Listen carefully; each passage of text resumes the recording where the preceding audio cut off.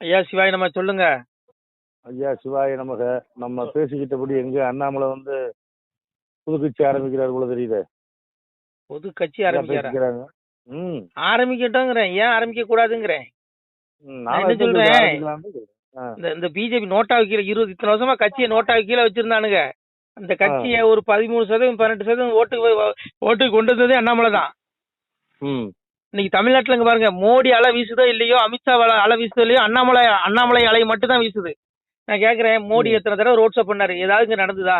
நடக்காது. ஏன்னா தமிழ்நாடு வந்து அதான் எப்படி சொல்றது, இந்து உணர்வு கம்மியா உள்ள மாநிலம் தமிழ்நாடு. இங்க வந்து ம் மோடி அலையும் ஒன்றும் பண்ண முடியாது, அண்ணாமலை அலை இது சாரி மன்னிக்கணும், நம்ம அமித்ஷா அலையும் ஒன்றும் பண்ண முடியாது. அண்ணாமலை அலை மட்டும்தான் இங்க ஜெயிக்க முடியும். இது தெரியாம ம் மோடி என்ன பண்ணாரு? அப்படியே நம்ம இது நாகர்கோவில்ல ஒரு ரோட் ஷோ பண்ணாரு. அப்ப என்ன பண்ணாரு? வலது கையில முன்னாடி அவருக்கு வலது கை பக்கம் எடப்பாடி, இடது கை பக்கம் நயினார் நாகேந்திரன், 2 பேரையும் கையை பிடிச்சிட்டு அண்ணாமலையை முதுகுக்கு பின்னாடி விட்டாரு. அப்பவே தெரியும் இந்த கட்சி நாசமா போகும், மண்ணை கவுன்னு. அண்ணாமலை நயினார் நாகேந்திரனுக்கு எவன் ஓட்டு போடுவான்? எவன் ஓட்டு போடுவான்? நயினார் நாகேந்திரன் யாரு? இந்த நயினார் நாகேந்திரன் நயினார் பிஜேபியா? அந்த அவர் யாரு? அவர் அதிமுக, அவர் திராவிட கட்சி. அவருக்கும் பிஜேபிக்கு என்ன சித்தாந்தம்? நீ நாளைக்கே அவர் தலைவர் பதவி புடுங்கு, அவர் திமுகவில் போய் சேர்றாரா இல்லையான்னு பாரு, போயிடுவாரு.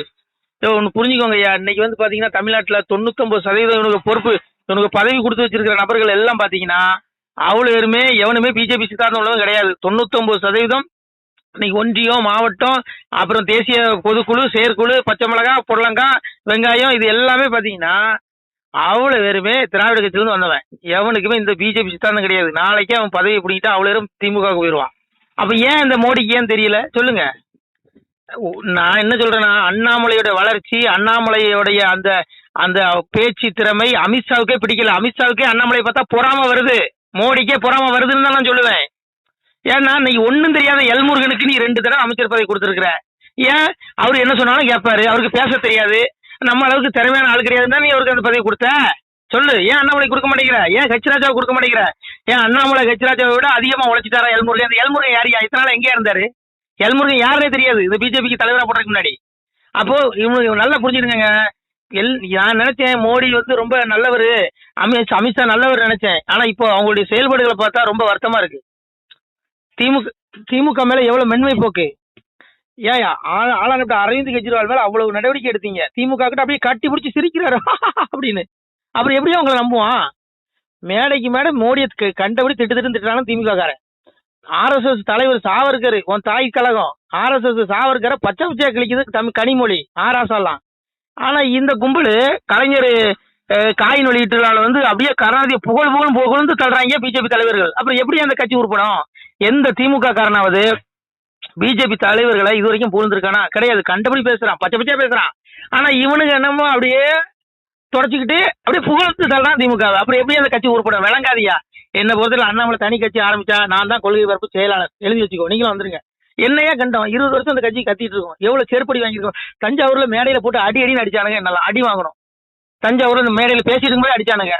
அன்னைக்கு வந்து அண்ணாமலை தலைவரா கிடையாது, அண்ணாமலை தலைவரா இருந்திருந்தா எங்களை தொட்டிருக்க மாட்டான், எங்களை அடிச்சானுங்க. அங்க பிஜேபி மாவட்ட தலைவர், தஞ்சை மாவட்ட தலைவர் ஓடிட்டாரு. அப்புறம் இப்படிதான் இருந்துச்சு அன்னைக்கு கட்சி. 10 பேர் நின்று பார்த்து மாதிரி ஜெயன்னா ஆளே கிடையாது இந்த கட்சியில. இன்னைக்கு கோடிக்கணக்கான தொண்டர்களை கொண்டு வந்தாரு. ஆனா இவனுக்கு நான் அண்ணாமலை தலைவர் பதவியில இருந்து தூக்குனதுனால அண்ணாமலையுடைய ஆதரவாளர்கள் அவ்வளவு பேருமே விஜய்க்கு ஓட்டு போட்டான். அதனாலதான் விஜய் இன்னைக்கு முதல்வர். அண்ணாமலை மட்டும் தலைவராக இருந்திருந்தால் விஜய் கவுன்சிலரா கூட ஆக முடியாது, எழுதி வச்சுக்கோ. இதான் உண்மை. இன்னைக்கு அண்ணாமலை வந்து தலைவராக்கு ஒரு 4 பேட்டி கொடுத்தாருன்னா அங்க எல்லாரும் அண்ணாமலை பின்னாடி வந்துருவான். அப்போ அவ்வளவு திறமையான மனுஷனை நீ வந்து ஓரம் கட்டிட்டு சும்மா ஒன்றும் தெரியாதவனு இந்த பணம் வச்சிருக்கான் பணக்காரன் அவன் இப்படின்னு அவனும் சேர்த்துக்கிட்டு நீங்களாம் அலைஞ்சிக்கிட்டு அந்த கட்சி உருப்படாதியா. இந்த கட்சிக்காக உழைச்சவன் உயிர் தியாகம் பண்ணவெல்லாம் நிறைய குடும்பங்கள்லாம் நிறைய இருக்கு. அவனுக்குலாம் இது வரைக்கும் எந்த எம்எல்ஏ சீட்டும் கொடுக்கல, எதுவும் கொடுக்கல. இவன் யாரு கொடுப்பான்? திமுகவுக்கு ஜாலரா அடிக்கவங்களுக்கு தான் கொடுப்பான். வானதிக்கு கொடுப்பான், தமிழிசைமாவுக்கு கொடுப்பான், யாரு கொடுப்பான்? நயினார் நாகேந்திரன் கொடுப்பான். அப்புறம் யாரு? எல்முருகன். நான் என்ன கேட்குறேன்யா, இது இந்த கட்சி உருப்படாதியா, எழுதி வச்சுக்கோ. நீ அண்ணாமலை என்னைக்கு தலைவர் பதவியில் தூக்குனியோ அன்னைக்கு அந்த கட்சி நாசமா போச்சு. 99% பிஜேபி தொண்டர்கள் வெளியே போயிட்டான். எவனுமே பிஜேபி ஓட்டு போடல. இந்த தடவை பிஜேபிக்கு ஓட்டு விடாத காரணம் யாருன்னுங்கிறீங்க? பிஜேபி கூட்டணி மண்ணக்கவ காரணம் அண்ணாமலையை நீ தலைவர் பதவியிலிருந்து தூக்குனதுனாலதான். எழுதி வச்சுக்கோ, இதான் சத்தியம். இது மோடிக்கும் தெரியும், அமித்ஷாவுக்கும் தெரியும். மோடி அமித்ஷாவுக்கு என்னையா பிரச்சனை? அண்ணாமலை திறமைசாலியா இருக்காரு, இவரை கொண்டு வந்தா நம்ம பதவியை காலி பண்ணிடுவான். இதான் உண்மை. எல்லா மனுஷனும் விருப்புக்கு ஆட்பட்டவன் தான் ஐயா. இங்க எவனுமே பரமாத்மா கிடையாது. எல்லாம் மோண்டுட்டு பேண்டுட்டு திரியறவன் தான், மலஞ்சாலம் கழிக்கிறவன் தான். எல்லா பயிலுக்கும் வெறுப்பு உண்டு. நான் சொல்ல, பகவான் சொல்றான், முக்குணங்களினுடைய மாயை அதை கடந்ததாக எந்த பிராணியும் நில உலகிலோ ஆகாயத்திலோ வானவர்களிலோ தேவர்களிலோ ஒருவனும் இல்லைன்ட்டான் பகவான். இறைவன் சொல்றான். அப்படி எப்படியா மோடி மட்டும் என்ன விதி விலக்கா, இல்ல அமித்ஷா விதி விலக்கா? அண்ணாமலைய வளர்ச்சி மோடிக்கு பிடிக்கல, அமித்ஷாவுக்கு பிடிக்கல. அதான் உண்மை, சத்தியமான உண்மை தான். எதுல நம்ம பதவியை உள்துறை அமைச்சர் பதவியை காலி பண்ணிடுவானு சொல்லிட்டு தான் யாரு அமித்ஷா அவரை ஒதுக்கி வைக்காரு இன்ன வரைக்கும். அதனால என்ன பொறுத்தல அண்ணாமலை ஒரு கட்சி ஆரம்பிச்சிடோ. அண்ணாமலை மனுஷன் கிடையாது, அவதாரையா. சாதாரண மனுஷனால இவ்வளவு தூரம் செயல்பட முடியாதியா. திமுக அப்பவே காலி பண்ணிருப்பான். ஒத்த மனுஷன்யா, ஒரு மைக்க பிடிச்சிட்டு அத்தனை மந்திரிகள் அவ்வளவு பெரிய ஊழல்வாதிகளை கதற விடுறான்யா. இது இறைவன் மனுஷன் கிடையாது. நான் சொல்ல, பகவான் தெளிவா சொல்றாங்க கீதையில, யதா தர்மஸ்யா கிளநீர் பவதி பாரதா அபிதானமா தர்மஸ்யா ததாத்மானம் சுஜாமிகம் பரித்ராணாய சாதுனாம் விநாசாய சதுஷ்கிருதாம் தர்ம சம்ஸ்தாபனாத்தே சம்பவம் விவேகம். நான் வருவேன்டா. இந்த யுகத்துல எப்பப்பெல்லாம் தர்மம் அழியுதோ அப்பெல்லாம் நான் வருவேன். என்னுடைய வருகைக்கு 4 கிழமை நட்சத்திரம் தேதி எல்லாம் கிடையாது. நான் எப்ப வேணாலும் வருவேன், மறைபொருளா வருவேன், மனித ரூபத்துல வருவேங்கிறாரா. எதாவது தர்மசி அங்க என்ன சொல்றான், அஜோஸ்பி சன்னவியாத்மா பூதானாம் ஈஸ்வரன் பிரகிருதி சுவாமதிஷ்டாயா சம்பவாமி ஆத்மா மயாயாங்கிற என்ன சொல்றான். நான் ஈஸ்வரனாக, அதாவது இந்த உலகிற்கு இறைவனாக இருந்தும் கூட என்னுடைய பிரகிருதியை, அதாவது என்னுடைய படைக்கும் சக்தியை வசப்படுத்திக் கொண்டு என்னுடைய யோக மாயினால் சாதாரண மனிதனை போல வெளிப்படுகிறேன். அதாவது சாதாரண மனிதன் போல தாய் வயிற்றுல மலஞ்சலம் கழிக்கிற உடம்புல நான் வருவேன். நான் அப்படியே வருவேன்னா இறைவன் அண்ணாமலை மனிதனை இருக்க முடியாது. ஏன்னா நான் சொல்லல, இப்போ பகவான் அப்படி சொல்றான். இந்த கல்வி கடவுள் யாரு, சரஸ்வதி. அப்ப அந்த தாய் இறைவன் கலியுகத்துல இந்த கலியுக நீச்சர்களை அழிக்க, இறைவன் கலியுகத்துல தர்மத்தை நிலைநாட்ட இறைவன் எப்படி வருவானா. தாய் கல்வி கடவுள் சரஸ்வதி இறைவனுடைய வருகையை தாளாட்டுறா. எப்படி சொல்றா, தாய் சொல்றா பாருங்க, தார தர தர தாரோ தார தர தர தாரோ உலகம் 14 ஒரு கூடைக்குள் ஒரு சொல் மொழிக்கால பிறந்தவரோ இலகு பிரகாச சுவடு கொண்டு இலங்கும் பதியால வந்தவரோ அம்பு கணைகள் ஒன்றும் இல்லாமலே அறுக்க வந்தாரோ கலிதனையும் கூட படைகள் துணை இல்லாமலே குறும்பை அடக்க வந்தவனோ சாடத்தலையாரி ஒன்றில்லாமல் சதைக்க வந்தாரோ கலியுகத்தை கோளு பேய்களை கிரகங்களை கொல்ல வரம்பற்ற நாரணனோ காணா கருவாதி குருமூலமோ கர்த்தன் கர்த்தாதி கடவுள்தானோ தார தர தர தாரோ தார தர தர தாரோ. கல்வி கடவுள் தாய் எங்க அம்மா சரஸ்வதி தாளாற்றா. என்ன சொல்றா, இறைவன் கலியுகத்துல வருவானா, கலியுக நீசர்களை அழிக்க. எப்படி வருவானா, அம்பு கணைகள் ஒன்றும் எடுத்துட்டு வரமாட்டானா, கூட படைகளை கூட்டிட்டு வரமாட்டானா, ஆனாலும் இந்த கும்பலுடைய குறும்பு அகங்காரம் அத்தையும் அடைக்கிடுவான் அப்படின்னு சொல்லி கல்வி தாய் சரஸ்வதி தாளாற்றா. இப்ப பாருங்க, அண்ணாமலை தனி மனுஷன், பிஜேபி கட்சிக்கார கூட ஒதுக்கிட்டான், தலைவர் பதில் தூக்கிட்டானுங்க. ஆனா அண்ணாமலை ஒரு மனுஷனை கண்டு அத்தனை ஊழல்வாதிகளும் நடுங்குறான், அத்தனை அமைச்சர்களும் கதறான், பழந்துன்னு கொட்ட போட்டவெல்லாம் பயப்படுறான். அண்ணாமலைங்கிற பேரை உச்சரிக்கிறதுக்கே உதயநிதி நடுங்கிறாரு. ஸ்டாலின் வாயை திறக்க மாட்டேங்கிறாரு. எந்த திமுக அமைச்சர் வாயை திறந்தானா சொல்லுங்க. கடவுள்யா, அது மனுஷனால முடியாதுயா. ஏன்னா ஒரு மைக்க பிடிச்சிட்டு அத்தனை பேரையும் கதற விடுறான், அத்தனை பேரையும் தூக்கத்தை கெடுத்துட்டான். இறைவன்யா அண்ணாமலை மனுஷனே கிடையாதுயா. உங்க கண்ணுக்கு மனுஷனா தெரியுவான், ஆனா அவன் பரம்பொருள். அவனுக்குள்ள இருக்கிறது ஏகாபரம். எங்க அப்பன் ஏகாபரம் உள்ளுக்குள்ள இறங்கி இருக்கியா, அந்த ஏகாபரம் தான் உள்ள இருந்து வேலை செய்யுது. அண்ணாமலை கிடையாது, உள்ள இருக்க சிவம் சிவம் சிவம். புரிஞ்சுக்கோங்க. ஏன்னா எங்க அம்மா சொல்றா, கூட படைகளை இறைவன் கூட்டிட்டு வரமாட்டானா, தனி மனிதன் நின்று அவ்வளவு எடுத்து நடுக்க விடுவாள். அம்பு கணைகளை எடுத்துட்டு வரமாட்டானா. ஏன்னா இவன் மூட்டைப்பூச்சி, இந்த மூட்டைப்பூச்சியை நசுக்குவதற்கு அம்பு ஆயுதங்கள் தேவையில்லையா. அதனால இறைவன் அம்பு ஆயுதத்தை கலியுகத்தில் எடுக்க மாட்டானா. ஆனா தனி ஒருவனாக எப்படி உலகம் 14 ஒரு குடைக்குள்ள ஆள இறைவன் ஒருவனையோ. சிவன் யாருயா, கண்ணுக்குள் மணியான காரண குருவேஞான விண்ணுக்குள் எவருக்கும் யான வெளிச்சுடரான மூர்த்தி ஒன்றுக்குள் ஒன்றாகி உலகம் ஈரேல் அனைத்தும் காக்கும் அணுவுக்கும் கடந்த ஜோதி அறிவுள்ள மரியாதை தாங்கிற எங்க அப்பா சிவம். உலகம் 14 உலகத்துக்கும் இறைவன் ஏகமதாய் நிறைந்த பரன் இருந்துலகை ஆளுகிறேங்கிறான். மோடி ஆளல இந்தியாவை, அமெரிக்காவை ட்ரம்ப் ஆளல, உலக தலைவர்கள் உலகத்தை ஆளல, சிவன் அவங்களுக்குள்ள இருந்து ஆளுறாயா. சிவன்யா. அதனால அண்ணாமலை ரூபத்துல வந்தது பரமாத்மா, மனுஷன் கிடையாது. சாதாரண மனிதனால இவ்வளவு தூரம் செயல்பட முடியாது, இவ்வளவு ஞானம் கிடைக்காது. அவர் ஞானமா பேசுறாரு. அது பேசும் பொழுது அது வந்து பரமாத்மா. ஏன்னா மலஞ்சலம் கழிக்கிற மனிதன் விருப்பு வெறுப்புக்கு ஆட்பட்டவன், விருப்பு வெறுப்பு கொண்டவன். ஆனா இவர் பதவியே வேண்டாங்கிறாரு. யோ அன்னைக்கு தலைவர் பதவியில இருந்து தூக்கினவனே அமைச்சர் போய் தரேனானுங்க. உன் பதவி நீங்க வச்சுக்கிறாரு, தூக்கி எறிஞ்சிட்டாயா மனுஷன். கடவுளையா? யோ மனுஷனால இது முடியாது. மனுஷன் விருப்பு வெறுப்பு ஆசா பாசத்துக்கு உட்பட்டவன். ஆசா பாசத்த தைர்பக்தா காம குரோத பராயணாகன்னு பகவான் சொல்றான், எங்க அப்பா சொல்றான். மனிதனானப்பட்டவன் காமம் குரோதம் ஆசை பேராசைக்கு உட்பட்டவன் தான். இறைவன் ஒருவனே அதை தடுத்து அதை கடந்தவன்கிறான். அண்ணாமலை இறைவன். அதனாலதான் அமைச்சர் பதவியை தூக்கி எறிஞ்சாயா, பரமாத்மாயா. அதனால பரமாத்மா கட்சி ஆரம்பிச்சுன்னா இந்த அத்தனை ஜீவாத்மாவும் அண்ணாமலை கட்சியில இணைஞ்சிடும். இதுல கொள்கை பரப்பு செயலாளர் நான் தான், எழுதி வச்சுக்கோ, புரிஞ்சுக்கங்க. அதனால அங்க பாருங்க, அண்ணாமலை சாதாரண மனுஷன் கிடையாது. தாய் சரஸ்வதி சொல்றான். அதனால இறைவன் கலியுகத்துல வந்துட்டான், அந்த கலியுக நீச பாவிகளை அழிப்பதற்கு. அதனால நீங்க தப்பு கணக்கு போடாதீங்க. பேசினா அண்ணா விடிய விடிய பேசலாம் இறை அவதாரத்தை.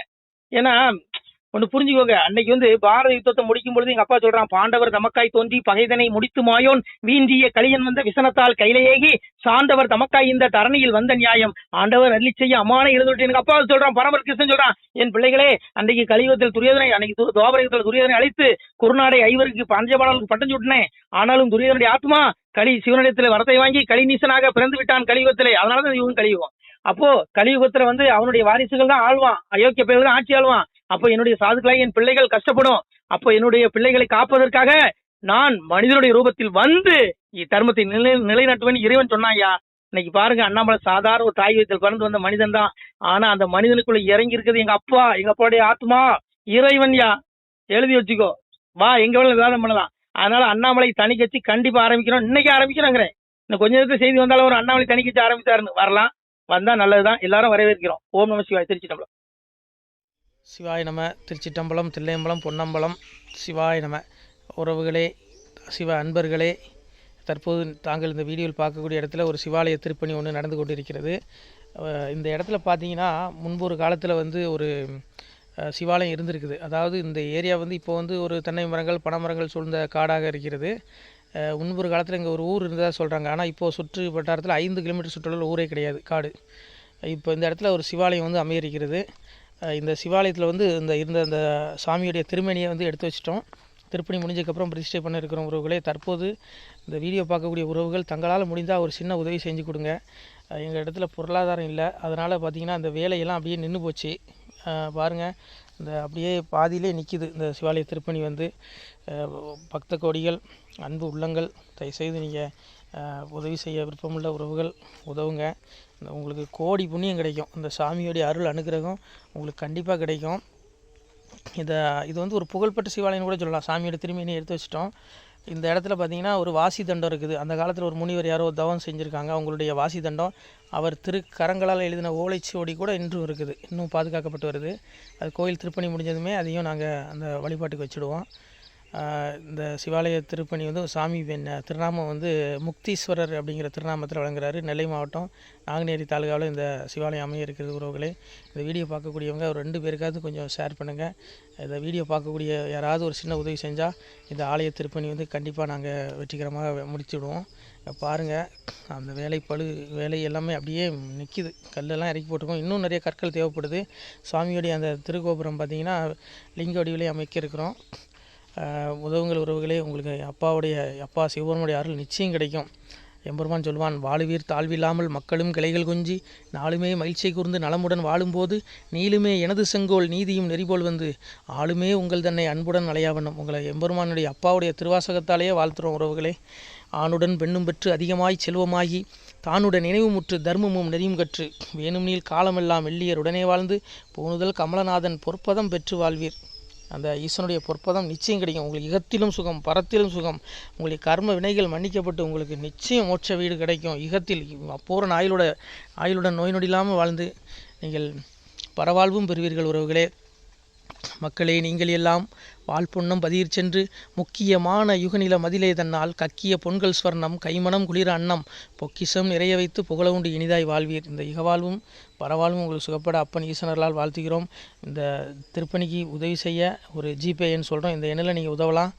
நீங்கள் இந்த எண்ணிலே நீங்கள் தொடர்பு கொள்ளலாம். ஜிபே, ஃபோன்பே, வாட்ஸ்அப் எல்லாம் இந்த நம்பர் தான். 93 85 44 31 06 93 85 44 31 06 இந்த எண்ணில் நீங்கள் உதவலாம், தொடர்பும் கொள்ளலாம்.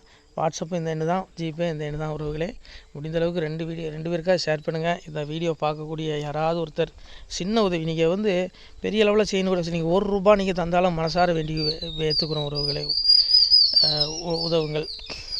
முடிஞ்ச அளவுக்கு ஷேர் பண்ணுங்கள். நன்றி. சிவாய நம. திருச்சிற்றம்பலம், தில்லையம்பலம், பொன்னம்பலம். உறவுகளே, நம்ம இந்த இடத்துல வாழ்ந்து மறைந்த ஒரு சித்த மகாபுருஷர் பயன்படுத்திய பல 100 ஆண்டுகளுக்கு முன்பு உள்ள வாசி தண்டம் ஒரு சித்த மகாபுருஷர் பயன்படுத்தியது. அவர் திருக்கரங்களால் எழுதிய அந்த ஓலைச்சுவடி கூட பாருங்கள், இன்னும் பாதுகாக்கப்பட்டு வருது. இந்த சிவாலயம், நம்முடைய அந்த சிவாலய திருப்பணி முடிந்ததுமே எம்பெருமான் அவர் எழுதிய அந்த சிவனை பற்றி புகழ்ந்து எழுதிய அந்த பாடல் வரிகள் இதில் இருக்குது. இந்த வாசி தண்டம் அவர் பிரதிஷ்டை செய்த அந்த லிங்க திருமேனியையும் இந்த இடத்துல நாம் இந்த ஆலயம் கட்டி நாம் பிரதிஷ்டை செய்திருக்கிறோம். அனைவரும் இந்த ஆலய பிரதிஷ்டைக்கு கண்டிப்பாக வரணும். முடிஞ்ச அளவுக்கு இந்த வீடியோ பார்க்குறவங்க உதவி பண்ணுங்கள். உறவுகளே, பொருளாதாரம் இல்லாமல் திருப்பணி நின்று போச்சு. முடிஞ்ச அளவுக்கு ஷேர் பண்ணுங்கள், உதவுங்க. நன்றி. நம சிவாய. திருச்சிற்றம்பலம், தில்லையம்பலம், பொன்னம்பலம். இந்த புண்ணிய பலன் தங்களுக்கு உடான கூடிய வரும். உறவுகளே, நம சிவாய்.